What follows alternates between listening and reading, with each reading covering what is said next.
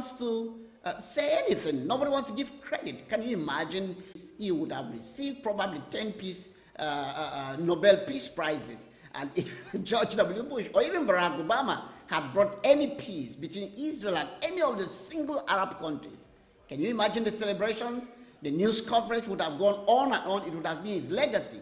However, President Trump brought peace between Israel and the UAE and Bahrain and Kuwait and the Kingdom of Morocco and Sudan. And they are not interested. They don't want to say anything about it.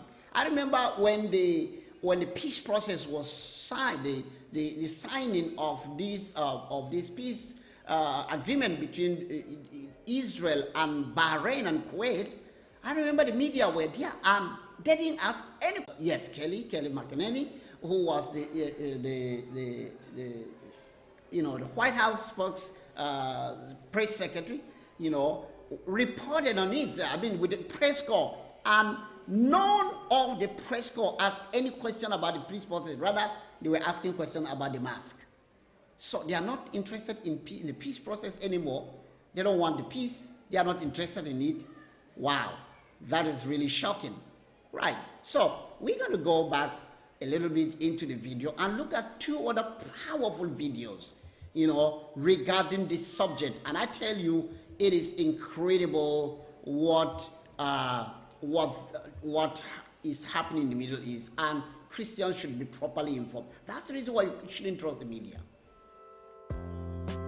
Dreams are potential seeds. They need someone to believe in them. They need someone to finance them.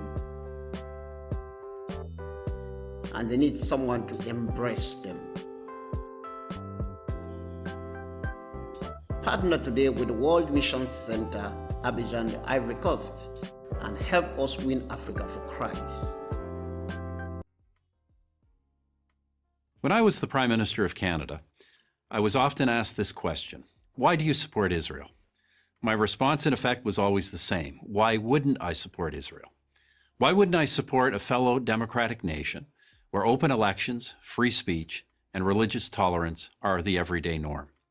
Why wouldn't I support a country with a vibrant free press and an independent judiciary?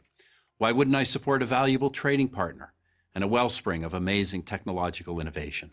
Why wouldn't I support our most critical ally in the Middle East and in the international struggle against terrorism? In a rational world, in a world where simple common sense prevailed, the question, why do you support Israel, would be like asking, why do you support Australia or Canada? But we don't live in that rational common sense world. So the case for Israel has to be made over and over. I, for one, am happy to make it. Let me start with this. Every military action Israel has ever taken has been to protect itself. Israel is not an aggressor state. It's a defensive state. This has been true from its founding to this day. As a fledgling nation in 1948, Israel was immediately attacked by its Arab neighbors. Their goal was not to contain the tiny new country. It was to annihilate it. No nation came to Israel's aid. Not the United States, not my country, Canada, not the United Kingdom. No one. They all thought Israel would lose, but it didn't lose. It won. In 1967, Israel's neighbors again sought to utterly destroy the Jewish state, a nation that had then existed for 2 decades. Again, Israel prevailed, and it survived another all-out attack in 1973. Those are the big wars, but I'm not sure there's been a single day in Israel's entire history when some act of terror has not been waged against it, inside or outside its borders. There have been 2 bloody waves of terror, so-called intifadas, in the late 1980s and the early 2000s, when Israelis were blown up on buses, at pizza parlors, and celebrating weddings. There have been incursions from terror groups like Hezbollah in Lebanon. There have been thousands of rocket attacks from Hamas in the Gaza Strip, even after Israel completely withdrew from that territory in 2005. In between the wars, in between the terror, Israel has sought peace with its neighbors, and it has achieved peace treaties with Egypt and Jordan.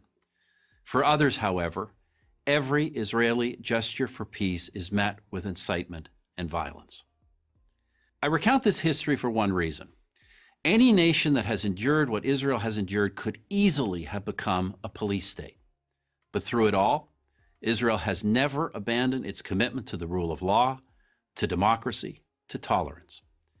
1/5 of its citizens are Muslim. They enjoy the same rights as Jewish citizens.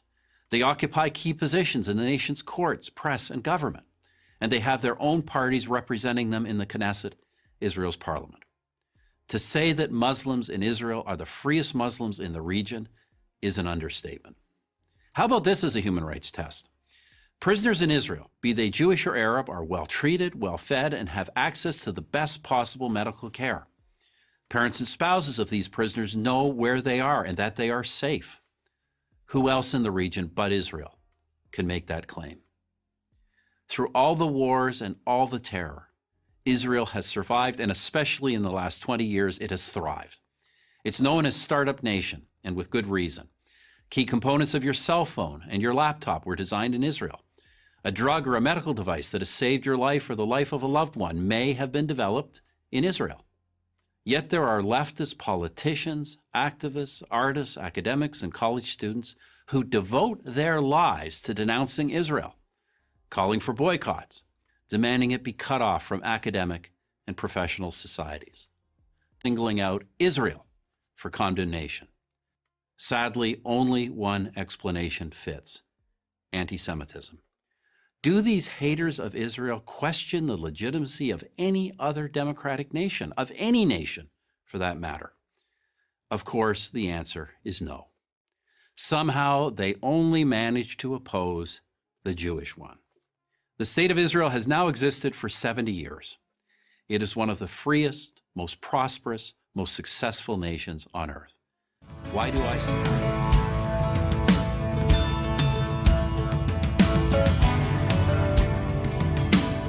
Views of the Israeli military, what you hear in most of the media, and the truth. I'm going to tell you the truth. I was the commander of British forces in Afghanistan. I have fought in combat zones around the world, including Northern Ireland, Bosnia, Macedonia, and Iraq. I was also present throughout the conflict. Based on my experience and on my observations, the Israel Defense Force, the IDF, does more to safeguard the rights of civilians in a combat zone than any other army in the history of warfare. Why is this so? Firstly, Israel is a decent country with Western values run on democratic principles. Israel has no more interest in war than Belgium does. In fact, Israel has never started a war. The only reason it ever goes to war is to defend itself. And it has to defend itself because, unlike Belgium, it is surrounded by countries and armed groups that want to destroy it. Secondly, Judaism, with its unsurpassed moral standards, remains a major influence on the citizens of Israel. I say this as a non-Jew. Thirdly, the army is composed overwhelmingly of citizen soldiers. Israel is a small country with a small professional army. To fight a war, it depends on its conscripts and its reservists. These are ordinary citizens, from professors to plumbers, called upon to defend their homes. They don't want to be fighting, and they don't want to harm others. Nowhere was the essential morality and decency of the IDF more evident than in the Gaza war of 2014. If ever there was a purely defensive war, this was it. The war was started by Hamas, the terror organization, designated as such by the US State Department that runs the Gaza Strip, rockets at Israeli civilians. After repeated warnings from Israel, the IDF advanced into Gaza to destroy a network of terror tunnels that Hamas had constructed to attack Israeli communities near the Gaza border. Let me repeat that. The Israelis called Gazans on their cell phones and told them to leave their residences and move to safety. Never in the history of warfare has an army phoned its enemy and told them where they're going to drop their bombs. Many IDF missions that could have taken out Hamas military capabilities were aborted to prevent civilian casualties, increasing the risk to Israeli citizens and soldiers. Frequent.